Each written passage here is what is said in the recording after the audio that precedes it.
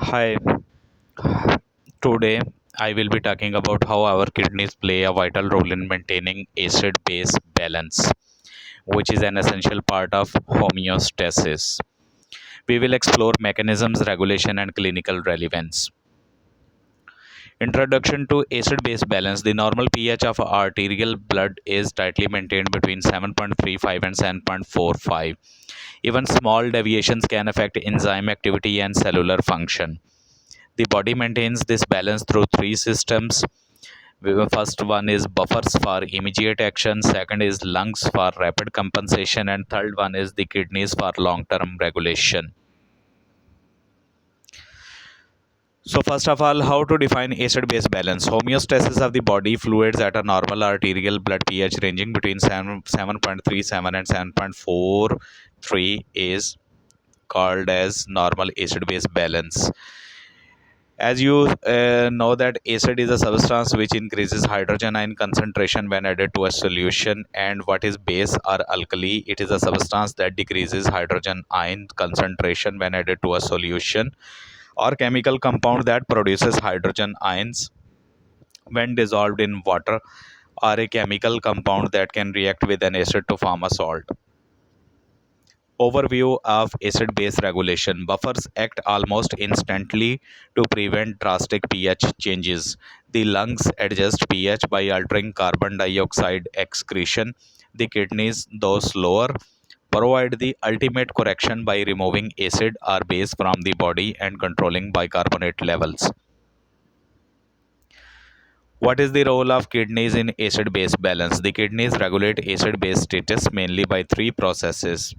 Number one is reabsorbing filtered bicarbonate to prevent the loss. Second one is secreting hydrogen ions into the tubular fluid. And third one is producing new bicarbonate to replace any lost in buffering metabolic acids. So kidneys play major role in acid base regulation. I have also summarized the renal mechanism here.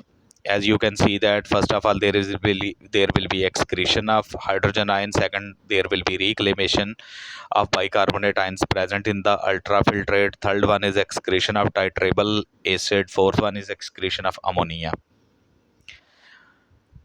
First of all, we will look towards the bicarbonate reabsorption. In proximal tubule, bicarbonate is not directly reabsorbed. Instead, it reacts with hydrogen ions in the filtrate to form carbonic acid, which breaks down to carbon dioxide and water. Carbon dioxide diffuses back into the tubular cells where it is converted again into bicarbonate, which is then reabsorbed into the blood. This picture is clearly showing how hydrogen ions react in the filtrate to form the carbonic acid, which further breaks down to the carbon dioxide and water, and then carbon dioxide is diffusing back into the tubular cells as clearly indicated on the left side of the picture below row. You can see this thing where it is converted again into bicarbonate, which is then again reabsorbing into the blood. Then second mechanism is hydrogen ion secretion. Hydrogen ion secretion occurs along most of the nephrons. The sodium hydrogen exchanger dominates in the proximal tubule while hydrogen ATPase become more prominent in distal nephron segments. The rate of secretion increases when blood pH drops or when carbon dioxide levels rise.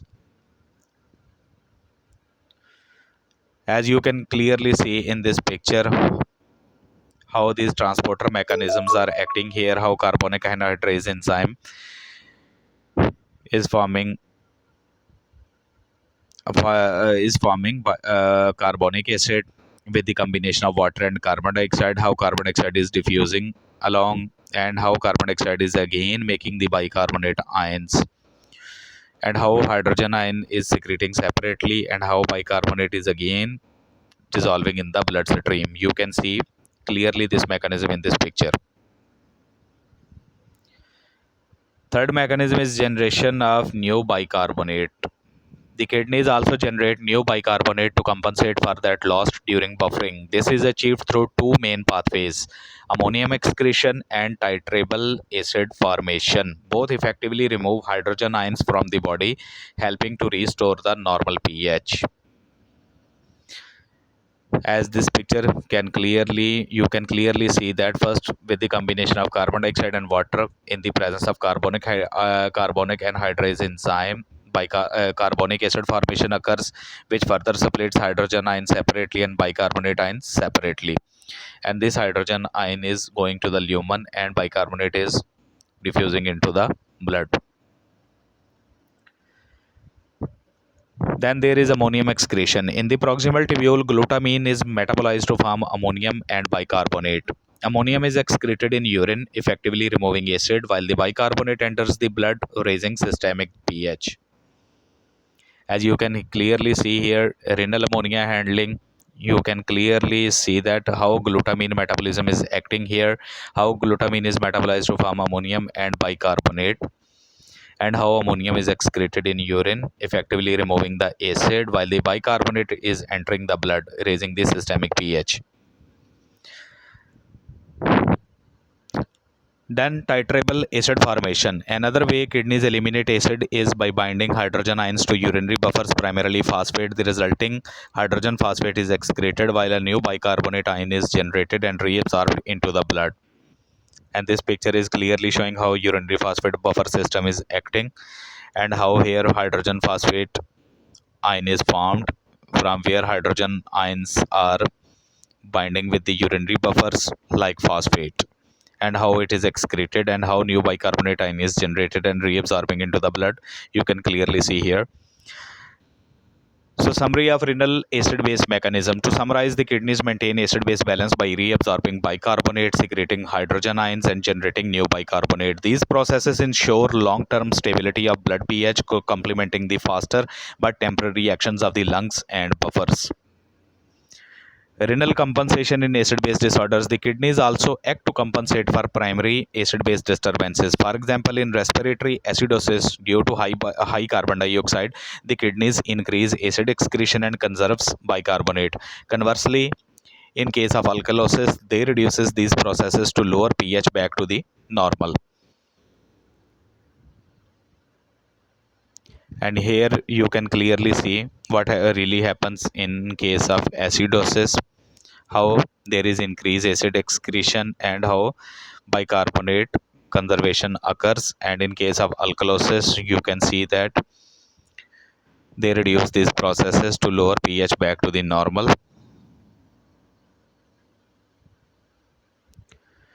What is the clinical relevance? Clinically, disturbances in renal acid base handling can lead to disorders such as renal tubular acidosis or metabolic acidosis in chronic kidney disease. Even medications like diuretics can significantly impact these mechanisms. In conclusion, the kidneys are indispensable in maintaining our internal acid base environment.